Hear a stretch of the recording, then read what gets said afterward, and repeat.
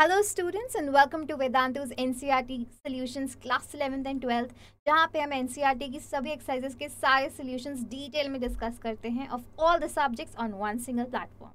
तो ये क्वेश्चन है क्लास 11th की केमिस्ट्री के एनसीईआरटी का सबसे पहला chapter which is some basic concepts of chemistry का सबसे पहला क्वेश्चन नंबर 1.1। इसमें पूछा गया है calculate the molar mass of the following.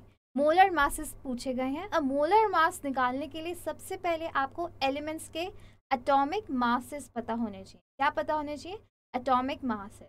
वैसे तो पीरियोडिक टेबल में 118 एलिमेंट्स हैं। 118 एलिमेंट्स के एटॉमिक मासेस याद रखना बहुत ही मुश्किल है। इसलिए मैंने आपका काम ना आसान कर दिया है और ये कुछ लिस्ट है सिर्फ 20 एलिमेंट्स की। तो सिर्फ ये 20 एलिमेंट्स आपको इनके एटॉमिक मास याद रखने हैं।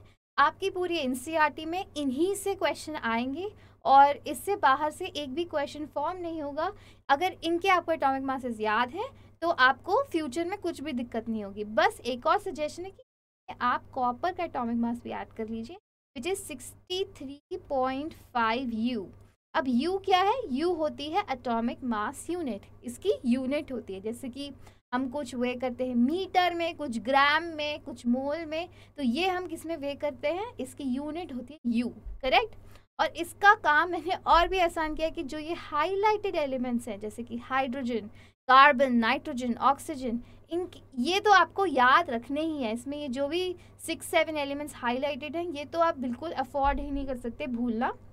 जैसे कि हाइड्रोजन का एटॉमिक मास है 1, कार्बन का है 12, नाइट्रोजन का है 14, ऑक्सीजन का है 16, सोडियम का 23, सल्फर का 32, क्लोरीन का 35, कैल्शियम का 40 और आयरन का 56 और कॉपर का 63.5। अब इन एलिमेंट्स के एटॉमिक मासेस याद हैं क्योंकि इनके क्या होता है कि जनरली क्वेश्चन में गिवन नहीं होगा इसका आपको एटॉमिक मास। ठीक है। अब बाकी कोई और एलिमेंट आ गया, मतलब जो इस टेबल में नहीं है, तो वो जनरली एग्जामिनर आपको लिख के देगा उसका एटॉमिक मास। बट इनके आप एक्सपेक्ट भी मत करना एग्जामिनर आपको एटॉमिक मास लिख के देगा, आपको ये याद ही रखने हैं। अब इनको याद करने का तरीका क्या है? सिर्फ एक ही तरीका है, प्रैक्टिस। जितनी आप प्रैक्टिस करेंगे उतना ही आपको इनके एलिमेंट्स के एटॉमिक मासेस याद हो जाएंगे और बिल्कुल भी प्रॉब्लम नहीं होगी। बहुत ही ईजी है।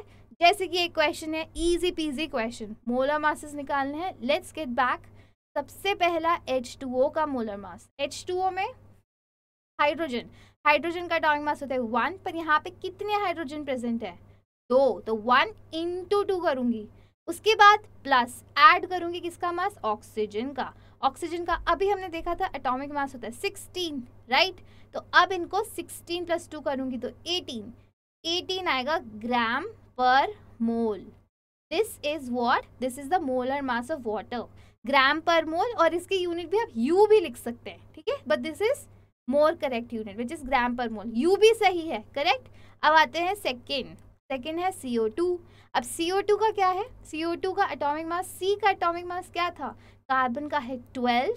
उसके बाद प्लस करूंगी ऑक्सीजन, ऑक्सीजन का एटॉमिक मास है 16, पर यहाँ पे कितनी ऑक्सीजन प्रेजेंट है? 2, तो इंटू कर दूंगी 2, 16 × 2, राइट। अब इसका क्या हो गया? 16 × 2 इज 32, 32 + 12 इज 44, तो इसका आ गया 44 ग्राम पर मोल। ये इसका मोलर मास हो गया CO2 का। अब थर्ड है CH4 का molar mass again carbon, carbon का एटॉमिक मास है 12 और उसके बाद है हाइड्रोजन। ऐड करूंगी हाइड्रोजन का एटॉमिक मास, हाइड्रोजन का एटॉमिक मास होता है 1, पर यहाँ पे कितनी हाइड्रोजन प्रेजेंट है? 4, तो 1 × 4, 1 × 4 कितना होता है? 4, तो 12 + 4 इज हाउ मच? 12 + 4 इज 16, तो 16 ग्राम पर मोल किसका है? CH4 का मोलर मास।